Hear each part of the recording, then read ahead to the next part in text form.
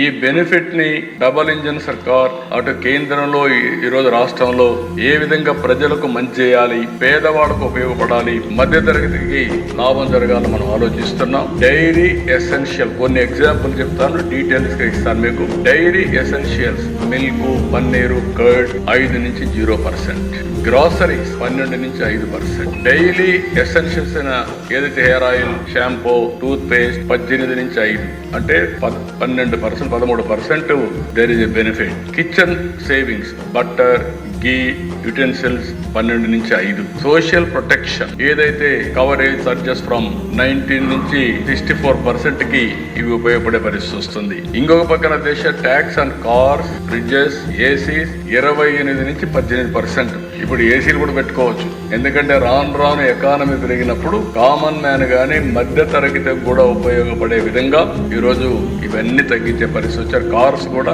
చాలా వరకు తగ్గే పరిస్థితి వస్తుంది. ఇది ఓవరాల్ గా కామన్ మ్యానే కాకుండా మధ్య తరగతి అందరి బడ్జెట్ అని చెప్పి నేను మీకు తెలియజేస్తున్నాను.